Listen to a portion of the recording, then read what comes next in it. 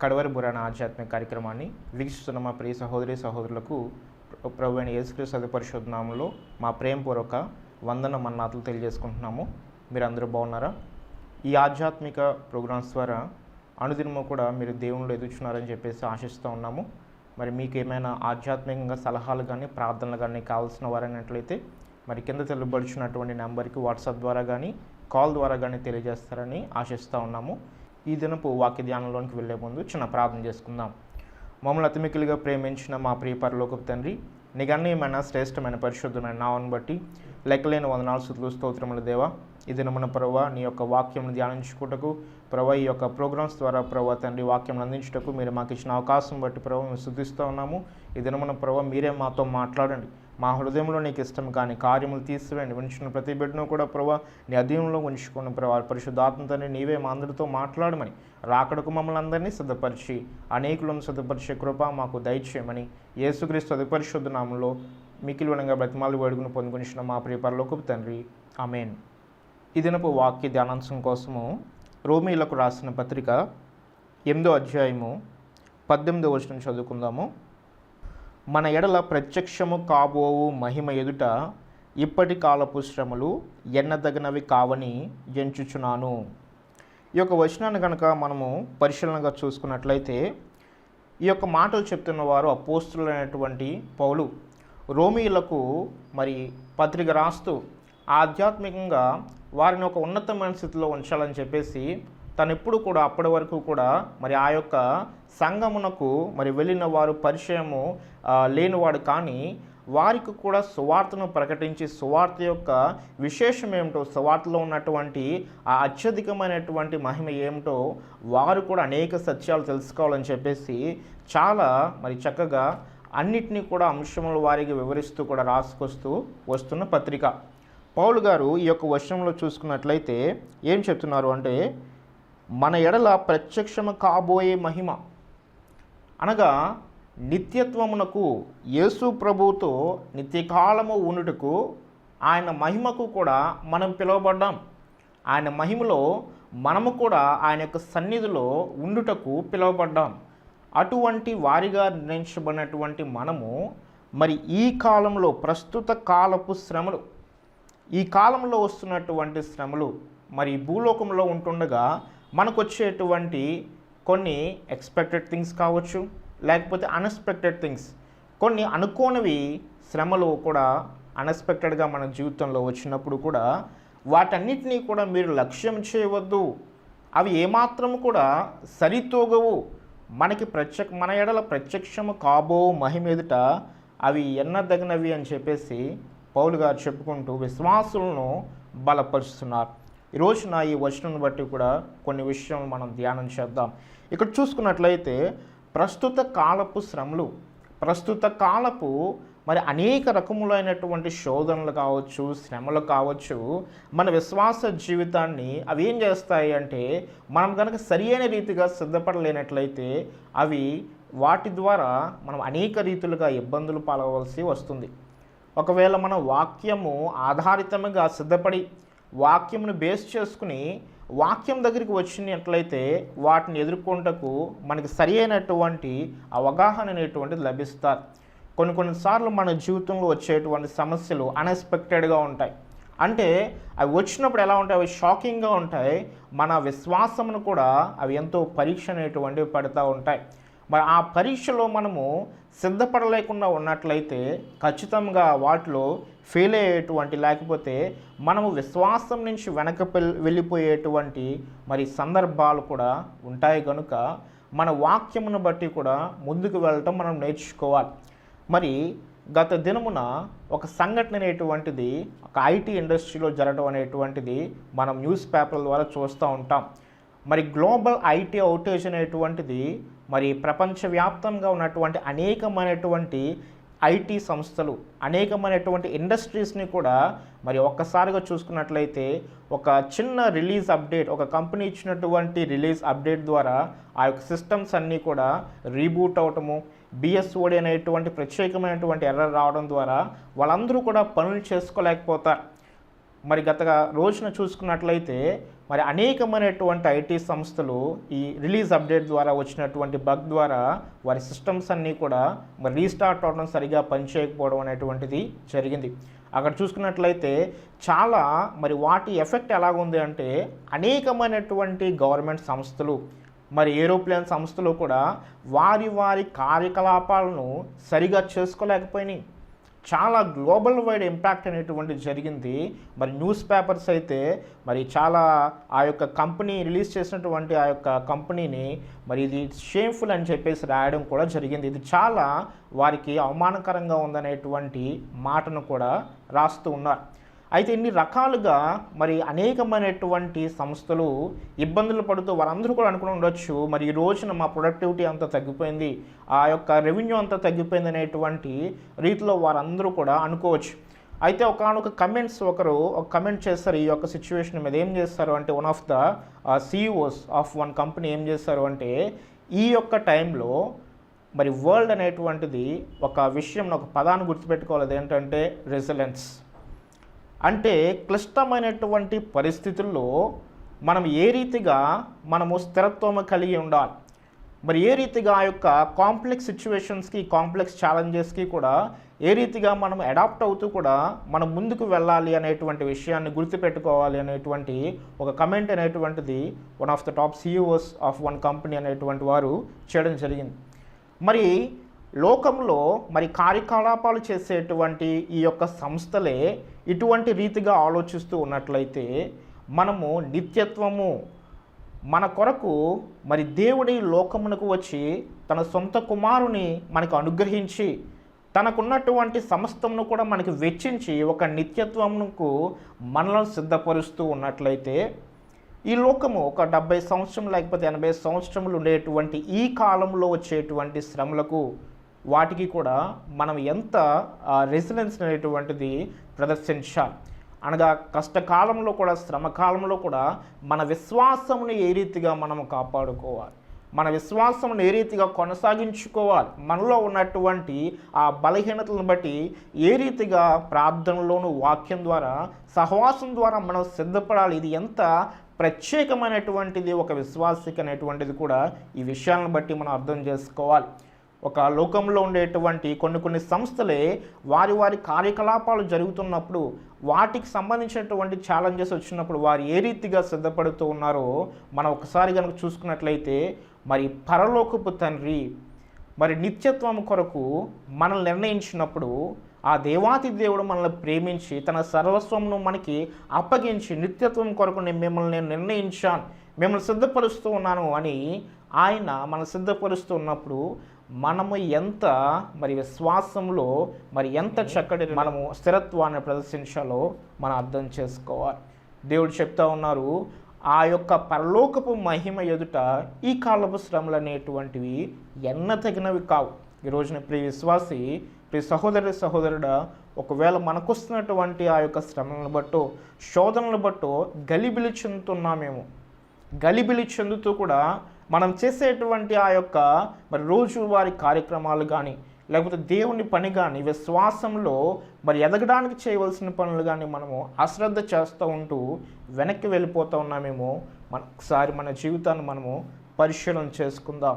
ఈ మాటలను బట్టే పేతురు గారు కొన్ని మాటలు చెప్తూ ఉంటారు. వాక్యం చదువుకుందాం. 1 పేతురు 4వ అధ్యాయము 12 నుంచి 14 వచనం చదువుకుందాం.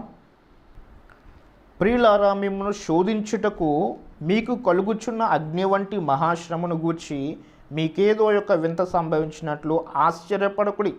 క్రీస్తు మహిమ బయలుపరచబడినప్పుడు మీరు మహానందముతో సంతోషించు నిమిత్తము క్రీస్తు శ్రమలలో మీరు పాలువారై ఉన్నంతగా సంతోషించుడి.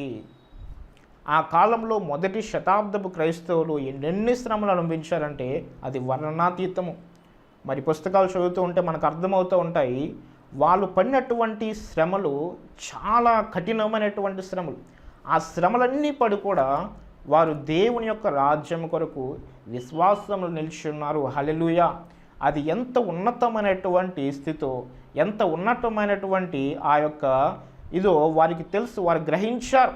మరి దేవాతి దేవుడే ఈ లోకమునకు వచ్చి తన యొక్క సొంత రక్తమును మన కొరకు బలియాగముగా పెట్టినప్పుడు దేవాతి దేవుడు తన ప్రియకుమారుని సైతము కూడా శ్రమల పాలు చేయుటకు ఇష్టపడినప్పుడు అది నిత్యత్వం అనేటువంటిది, ఆ పరలోక రాజ్యం అనేటువంటిది, దేవునితో నిత్యత్వం ఉండేటువంటి ఆ కాలం అనేటువంటిది ఎంత ఉన్నతమైనదో ఆ కాలపు క్రైస్తవులు ఎంతో ఎక్కువగా నేర్చుకుని ఉన్నారు. పరిశుద్ధాత్మ తండ్రి కూడా వారితో ఉండి శ్రమలలో వారు ఏ రీతిగా దేవుని కృప పొందుకోవాలి, ఏ రీతిగా ఆ యొక్క శ్రమలకు నిలబడి ఉండాలి, నిలదొక్కుకోవాలో వారికి నేర్పించి మరి చనిపోయేంత వరకు కూడా విశ్వాసం కలిగి ఉన్నారు. ఇప్పుడు ఉన్నతమైనటువంటి దేవుని సన్నిధిలో ఉన్నారు అటువంటి భక్తులు. మరి అటువంటి వారికి రాస్తున్నాడు, వారిని ధైర్యపరుస్తూ రాస్తున్నాడు పేతురు. ఏం చెప్తున్నాడు అంటే, మీరు క్రీస్తు శ్రమలో పాలివారై ఉన్నంతగా సంతోషించినాను. ఆ కాలంలో యేసు ప్రభు వారు మేము, క్రీస్తు వారు మేమంటే వారి ఆస్తులు అనేటువంటివి కూడా జప్తు చేసుకునేటువంటి వారు. అలాగే వారు కైజరుకు మళ్ళీ బలి అర్పించలేకపోయినట్లయితే, ఆ రాజుకు బలి అర్పించలేకపోయినట్లయితే కైజరు ప్రభు అనేటువంటి మాట చెప్పాలని వారిని ప్రేరేపించినప్పుడు, లేదు యేసు క్రీస్తే మాకు ప్రభు, మాకు వేరే దేవుడు ఇంకెవరు లేరు, మేము మనిషిని ప్రభువుగా మేము ఎప్పటికీ ఎన్నుకోమని చెప్పేసి మరి నిజ క్రైస్తవులు అందరూ కూడా మాటలు చెప్పినప్పుడు వారిని అందరినీ కూడా మరి అనేకమైనటువంటి మరి కార్యములు చేసి అనేకమైనటువంటి హింసలు పెట్టి వారిని చంపివేసి హతసాక్షులయ్యారు వారందరూ కూడా. మరి అంత కఠినమైన శ్రమలను కూడా వీరు తట్టుకోగలిగారు అంటే దేవుని కృప. వారు కూడా విశ్వాసం నిలబడడానికి ఇష్టపడి ఉన్నారు. అనేకమైనటువంటి వారు తొలగిపోయి ఉండొచ్చు, కానీ నిజ క్రైస్తవులు ఎప్పుడు దేవుని ప్రేమను, దేవుని యొక్క బలియాగమును కూడా వారి హృదయంలో పెట్టుకున్న వారు ఎప్పుడు కూడా మరి దేవునిలోనే ఉన్నారు. నిత్యత్వమునకు పిలువబడిన వారందరూ కూడా చక్కగా వారు దేవునిలోనే ఉన్నారు. ఈ రోజున మన స్థితిగతులు కనుక మనం చూసుకున్నట్లయితే అటువంటి కఠినమైన శ్రమలు బహుశా మనకు లేవు. చాలామందికి అటువంటి కఠినమైనటువంటి శ్రమలు ఈ కాలంలో లేవు. అయితే లేని వారముగా ఉన్న మనము వస్తున్నటువంటి శ్రమలకు మనం తట్టుకోలేకపోతూ ఉన్నామేమో, వస్తున్నటువంటి ఆ యొక్క చిన్నిపాటి శ్రమకే మనం అధైర్యపడుతూ ఉన్నామేమో. ఒక్కసారి దేవుని యొక్క వాక్యం దగ్గరికి వద్దాం. ఆయన ఏ రీతిగా మనల్ని బలపరుచుటకు సిద్ధపడి ఉన్నారో ఆ సిద్ధపాటును మనం చూద్దాం. మరి యేసు ప్రభువారు శిష్యులను విడిచి మరి సిలువకు వెళ్ళేటువంటి ఆ చివరి రోజున, మరి గురువారపు రోజున ఆయన చెప్తా ఉన్నారు, నేను మిమ్మల్ని విడిచి వెళ్ళిపోతున్నానని మీరు అందరూ అధైర్యపడుతున్నారు, బాధపడుతున్నారు. నేను వెళ్ళుట మీకు మంచిది. నేను వెళ్ళినట్లయితే నేను ప్రార్థిస్తాను, ఆత్మ తండ్రి మీ దగ్గరికి వస్తారు. ఆ లోకము చూడనేరు, లోకం ఎప్పుడు గ్రహించలేదు, కానీ మీరు గ్రహిస్తారు. ఆత్మ తండ్రి మీతో ఉన్నారని నేను చెప్పు మాటలన్నీ కూడా మీకు చెప్పి మిమ్మల్ని ఆదరించి ధైర్యపరిచి రాకడకు ఆయత్తపరుస్తారు ఆయన అని చెప్పేసి అనేకమైన ధైర్యపు మాటలు చెప్పినటువంటి దేవుడు ఈ రోజున ఆయన వెళ్ళి మన కొరకు మరి ఇచ్చినటువంటి ఆత్మ తండ్రిని మనం గుర్తుంచుకోవాలి. శ్రమల్లో తండ్రి ఏ రీతిగా మన హృదయములు ప్రేరేపించి మా యొక్క దేవుని వాక్యమును మనకు గుర్తుకు వచ్చేలా చేసి ప్రతి శ్రమలోనూ ఏ రీతిగా ముందుకు వెళ్ళాలో ఆయన ఎప్పుడు మన కొరకు ఎదురు చూస్తూ ఉంటారు. ఎప్పుడు నా బిడ్డ ఈ శ్రమలో నా వైపు చూస్తుంది, ఎప్పుడు ఈ యొక్క కుమారు నా వైపు చూస్తూ నా యొక్క మాటలు వింటకు మరి నా యొక్క సన్నిధిలో వేచి చూస్తుందని ఆయన ఎప్పుడు ఆయన యొక్క మాటలు మనకి తెలియపరచడానికి ఇష్టపడుతున్నారు. ఈ రోజున ఆయన మాటలు వినలేని స్థితిలో మరి భయంకరమైనటువంటి హృదయ కఠినత్వంలోనికి మనం వెళ్ళిపోయామేమో. ఒక్కసారి మనము పరిశీలన చేసుకుందాం. క్రీస్తు నామము నిమిత్తం మీరు నిందపాలైన ఎడల మహిమాస్వరూపి అయిన ఆత్మ అనగా దేవుని ఆత్మ మీ మీద నిల్చున్నాడు కనుక మీరు ధన్యులు. అవును, దేవుని మార్గము నడుస్తున్నప్పుడు క్రీస్తు మార్గం నడుస్తున్నారు వీరని చెప్పి అనేకమైన శ్రమలు మనకు అనేకమైనటువంటి వారు తలపెట్టవచ్చు. మనము ఎదురు పోరాడలేమని చెప్పేసి మన బలహీనతలను బట్టి కూడా అనేకులు మన మీదకి రావచ్చు. దేవుడు వాటినన్నిటినీ చూస్తూ ఉన్నారు. ప్రతి శ్రమను కూడా మేలుకరంగా దేవుడు మార్చడానికి శక్తిమంతుడు. మరి పేతురు రాసినటువంటి అదే పత్రికలో కనుక మనం చూసుకున్నట్లయితే 5వ అధ్యాయం 10వ వచనంలో కనుక చూసుకున్నట్లయితే తన నిత్య మహిమకు క్రీస్తునందు మిమ్మల్ని పిలిచిన సర్వకృపానిధియగు దేవుడు కొంచెము కాలము మీద శ్రమపడిన పిమ్మట తానే మిమ్మల్ని పూర్ణులనుగా చేసి స్థిరపరిచి బలపరచును. శ్రమలో ఉన్నప్పుడు ఈ వాక్యమును మనం ఎక్కువ ధ్యానించుకోవాలి. దేవుడు ఒక శ్రమను మన జీవితంలో ఎలా చేస్తారంటే అది మనకి మేలుకరంగా ఉంటకు దేవుడు చేస్తారు. అనేకులు అయ్యో ఈ కష్టం వచ్చింది, ఈ శ్రమ వచ్చింది అనేటువంటి లోకపు మాటలు మనకు చెప్తూ ఉండొచ్చు. లోకపరీతిన వారు అంటారు, అయ్యో ఎంత శ్రమ, ఎంత లాస్ అయిపోయారు వీళ్ళు, ఎంత అనేకమైనటువంటి పనుల్లో వీళ్ళు చాలా జాప్యం జరిగింది, వీళ్ళకి ఎంతో నష్టం జరిగిందని చెప్పేసి లోకపు మాటలు చెప్పవచ్చు. కానీ దేవుడు నిర్ణయించింది ఏది కూడా నిష్ఫలము కానేరదు. ఏ సమయంలో ఏది మనకు దక్కాలో, ఏ సమయం నాకు ఏది మనకి రావాలో దేవుడు ఖచ్చితంగా నిర్ణయించి ఉన్నారు. శ్రమ అయినా సరే మేలు చేసి వెళ్ళిపోవాల్సిందే, కీడైనా సరే మేలు చేసి వెళ్ళిపోవాల్సిందే. సైతానైనా సరే మన ఆత్మీయ జీవితంకు అభివృద్ధి కలిగే విధంగా, వాడు పనిచేసే విధంగా దేవుడు చేస్తారు. హల్లెలూయా. సైతాన్నే దేవుడు సృష్టించిన వాడు, సైతాను మీద సర్వ అధికారము కూడా దేవునికి ఉంది. మరి సైతాను దేవుడే వాడుకుంటున్నారు సంఘమును బలపరుచుటకు, సంఘమును ఇంకా రాకడకు సిద్ధపరచుటకు, మరి వధువు సంఘముగా సిద్ధపడటకు దేవుడు ఎంతగానో సంఘమును సిద్ధపరుస్తూ ఉన్నారు. దేవుడు ప్రతి దాన్ని కూడా వాడుకోగలిగినటువంటి దేవుడు శ్రమను కూడా వాడుకుంటారు, సైతాన్ని కూడా వాడుకుంటారు, మనకు వచ్చే కష్టమును కూడా దేవుడు వాడుకుని మనకి మేలుకరంగా చేస్తారు. హల్లెలూయా. మరి ఎంత గొప్ప శక్తిమంతుడైన దేవుడు మనకున్నప్పుడు మనం అధైర్యపడని అవసరం లేదు, ఏమాత్రము కూడా దిగులు చెందన అవసరం లేదు. ఇప్పటివరకు అధైర్యపడ్డామేమో, ఇప్పటివరకు దిగులు చెందామేమో, ఈ రోజున మనం దేవుని సన్నిధిలో ఒక తీర్మానం చేసుకుందాం. ప్రభువా, మరి నీ మీద ఆధారపడి శ్రమలలో విశ్వాసంలో కూడా ఒక స్థిరత్వం కలిగి నేను ఉంటకు నాకు నేర్పించండి చెప్పేసి ఒక తీర్మానంతో ముందుకు వెళ్దాం. మన వల్ల కాలేకపోవచ్చు, మళ్ళీ ప్రార్థన చేయడం, లేకపోతే మళ్ళీ వాక్య ధ్యానం చేయడం, మళ్ళీ సహవాసం చేయడం అనేటువంటిది చాలా క్లిష్టతరంగా ఉండవచ్చు. కానీ ఒక్క విషయం మనం గుర్తుపెట్టుకోవాలి, మనల్ని పిలిచిన దేవుడు నమ్మదగిన వాడు. హల్లెలూయా. మనం బలహీన స్థితిలో ఉన్నా, మనము ఆయన యందు విశ్వాసం ఉంచడానికి సంకోచిస్తున్నా, ఆయన మనకి సహాయం చేయటకు, మన చేయి పట్టుకుంటూ ఎప్పుడు కూడా సిద్ధముగా ఉన్నారు. కాబట్టి ఈ రోజున నిత్యత్వము కొరకు పిలువబడిన వారముగా మన యొక్క క్రియలు చేయటకు సిద్ధపడదాం. అంతేగాని మరి నిత్యత్వం నుంచి జారిపోయే రీతిగా మనం ఉండవద్దు. కానీ ఆ యొక్క పరలోక రాజ్యము కొరకు, దేవుని సహవాసము కొరకు, ముఖ్యంగా దేవుని సన్నిధిలో మనం ఉండుటకు మనం ఒక తీర్మానం చేసుకుని మనం ముందుకు వెళ్దాము. అయితే ఈ కాలంలో మనకు అనేకమైనటువంటి సమస్యలు ఉండవచ్చు, అనేకమైన బాధ వేదన చెప్పుకోలేని సమస్యలు కూడా ఉండవచ్చు. వివాహంలో తగిన సమయంలో జరగట్లేదనో, లేకపోతే కుటుంబంలో శాంతి సమాధానం సరిగా లేవనో మనం అనేక రీతులుగా చింతించవచ్చు. లేకపోతే పిల్లలు ప్రయోజకులుగా తయారవ్వట్లేదని అనేక రకమైనటువంటి ఈ లోకపు శ్రమల్లో, ఈ లోక కష్టముల్లో మనం ఉండవచ్చు. కానీ మొండి సమస్యలైనా కష్టములైనా దేవుని సన్నిధిలో మనం ప్రార్థన చేసినట్లయితే, ఉపవాసంతో ఆయన కనుక అడిగినట్లయితే దేవుడు ఖచ్చితంగా మన మొర ఆలకిస్తారు. మనల్ని నిత్యత్వములకు దేవుడు నిర్ణయించినట్లయితే దేవుడు ఎప్పుడు కూడా మన చేతిని ఎప్పుడు విడిచిపెట్టడు. నా యొద్దకు వచ్చేవారు నేను ఎంత మాత్రము కూడా విడిచిపెట్టను, త్రోసివేయనని చెప్పేసి దేవుడు చెప్పి ఉన్నారు. కనుక ఆయన యొద్దకు వచ్చి ఆయన మార్గంలో ఉన్న మనము స్థిరముగా ముందుకు వెళ్ళటకు కష్టకాలంలో కూడా ఒక తీర్మానం చేసుకుందాం. యాకోబు రాసిన పత్రికలో 1వ అధ్యాయం ఈ రీతిగా ఉంది, 2వ వచనం నుంచి, నా సహోదరులారా, మీ విశ్వాసమునకు కలుగు పరీక్ష ఓర్పును పుట్టించునని ఎరిగి మీరు నానా విధములైన శోధనల్లో పడినప్పుడు అది మహదానందమని ఎంచుకుండను. అంటే మనం అనేకమైన శ్రమల్లో కష్టంలో పడుచున్నప్పుడు అది మహా ఆనందం అని చెప్పేసి మనం ఎంచుకోవాలి. పేతురు గారైతే క్రీస్తు శ్రమల్లో పాలివారై ఉన్నంతగా మీరు అనుకోండి అని చెప్తూ ఉన్నారు.